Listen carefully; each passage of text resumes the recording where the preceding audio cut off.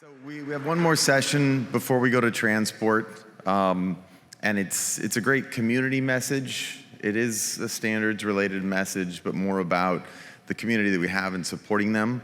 I will say also, though, that Eric Stegemann of Solid Earth is the holder of multiple world records in the RESO standards world. You know about the 4-minute mile in running.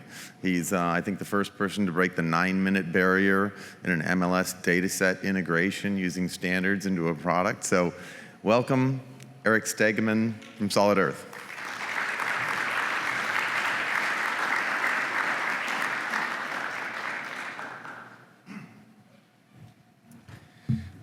Well, we know I wasn't going to break the 4-minute mile, so I had to break a different record with that.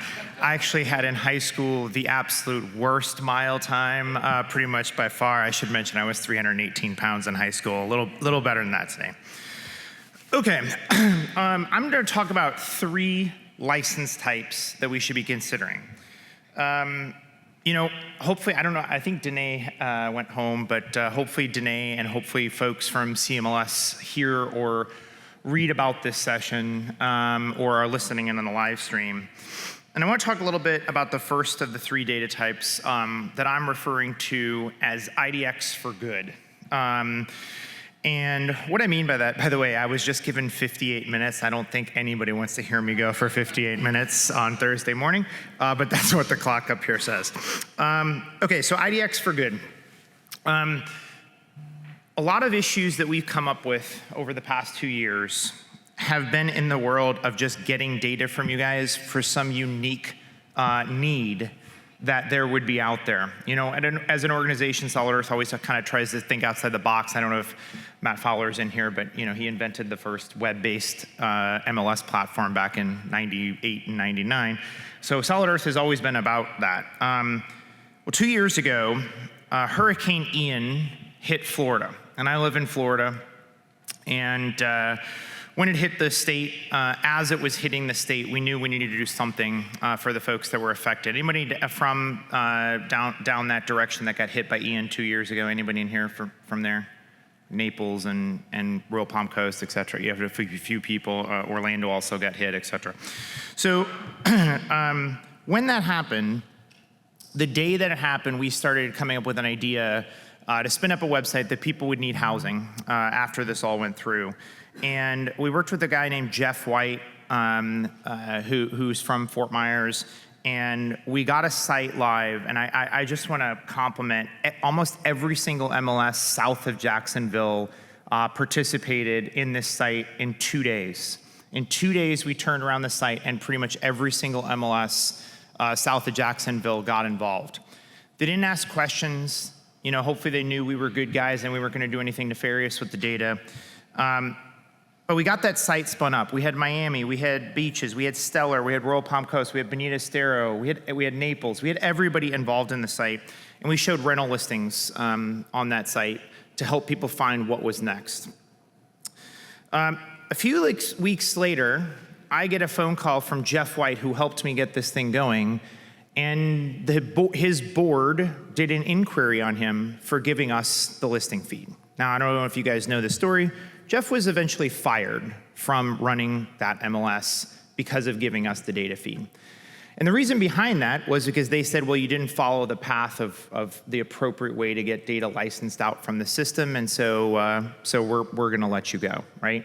Now, we had said, we had emails back and forth, we had everything ready to go, and said we were not going to use that for any broker, for any other purpose whatsoever other than powering hurricanehomes.org to help people out, and it was just for rentals. And yet still, they let Jeff go. And so our pitch here is to say that we need a license type that is ready to go before the need happens. So I'm calling it IDX for good. And what I mean by that is, you know, any purpose that is non-standard and non-commercial. I think we need a license type for that. There are plenty of educational institutions. Again, I don't know if Matt Fowler is in here, but I know their board voted to give a feed to the local university to do some analysis and things like that, working on whether there was redlining issues going on or anything like that. Yet another example of that. There's more that are out there too. that you have that license in place. That way you guys know, and your execs, the exec team knows, you're not going to get let go for giving that license type out, right? I think we just want to have that license ready to go. We're also making the call at Solid Earth. We're going to keep sites running, hurricanehomes.org and another site that we're building out for all things in that world. There's wildfires. Pretty much everybody lives in a zone that's affected by this, right? You have wildfires, you have earthquakes. I'm from Missouri originally. We are in tornado area. Remember Joplin got hit about 10 years ago and pretty much wrecked the entire city? Everywhere, I can't imagine anywhere in the United States that's not in some sort of zone that will be affected by this. But most importantly, when we talked to people that got help after hurricanes, you would think they were moving to somewhere closer. They were looking for close by housing, and the truth was that they weren't. They were looking to move somewhere by family. So we had people that were in Hurricane Ian that were thinking of finding somewhere in Georgia because they had family there, right? We've got other things like what's gone on in North Carolina. Last night I was having a couple drinks with the folks from Canopy, and we were talking about, I never thought I'd have to spin up hurricane homes for Western North Carolina, but here we are in that position. So my request to everybody is A, talk to your boards about IDX for good. Consider a license type IDX for good that's pre-approved. And we hope you participate with us in powering disaster websites. If you go to solidearth.com/HH for hurricane homes, we have a blog post of a number of things that we're recommending for you to go to your boards with for this IDX option that's there. We're also, by the way, I don't know if Rob Larson is in the room, but we're making a request. If you guys are on the Confluence page for Data Dictionary, we added a, okay, my photo's up. So we added a, that's me. We added actually a Confluence item that we're making a request that Data Dictionary add 2 new fields. One called Disaster Relief Available, YN, and the other one is Disaster Relief Remarks. And that way people, when stuff can happen, the realtors in your markets can just go to folks and say, hey, do you want to offer anything? One of the best and easiest things they can offer is to delay any payments if the person can prove that they were affected by a disaster until FEMA pays out, until their insurance company pays out, et cetera. So consider supporting those 2 fields and consider going back to your board for that and having an IDX license for good where it's non-commercial, nobody can make money on it, et cetera. Okay, the second license type that I'm suggesting is for AI models. So this sidekick, I couldn't find a better segue into that one. So how many of you have a license type right now for your data for training an LLM? Anybody? Somebody have the secret, super custom, it was written down on a email back and forth, and maybe the board had to super secret approve the AI training model? I've heard about 4 MLSs that have something like that in place, right? How many of you know for a fact there is somebody out there using an LLM on an IDX feed and training their LLM on an IDX feed? Everybody should raise their hand right now, okay? And because here's why. It's not just giving the feed out and then them using it for a non-standard, non-approved purpose in training an LLM model. It's also anytime that data is shown on a public website. Anybody in here track their website consumption or their loads of photos perhaps from their MLS?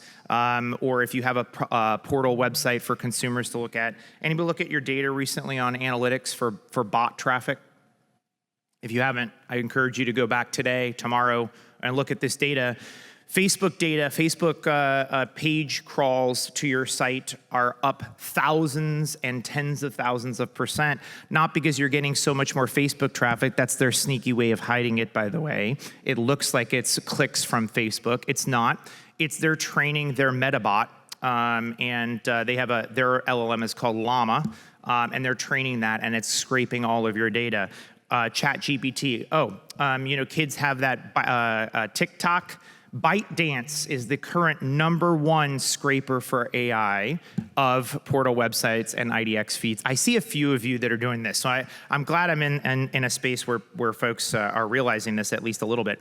But we need a license type to train the LLM, and if they have an IDX feed, my encouragement to you is to make your IDX licenses really clear that they are responsible for blocking bot traffic and AI traffic to scrape your listing data.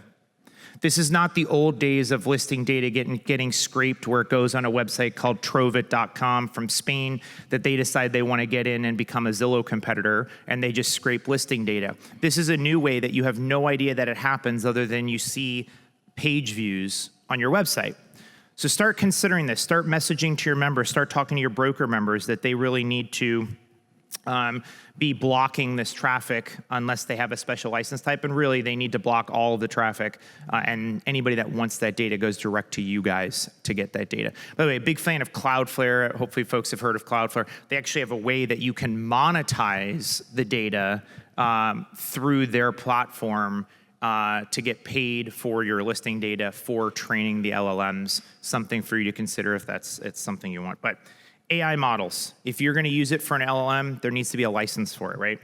The last one that I've got for you is member, office, and team data. How many folks in here have a license type for member data? Anybody? Okay, maybe like one hand goes up, right? I have yet to find that, and one of the reasons why that I hear a lot of times, and you know, we're building this one record for every single realtor and every single licensee in the country, and so I go to MLSs and say, hey, can I get this? And they say, oh, well, wait a minute, derivative data, you know, derivative data from the listing side. Everybody freaks out. Every lawyer freaks out about that sentence.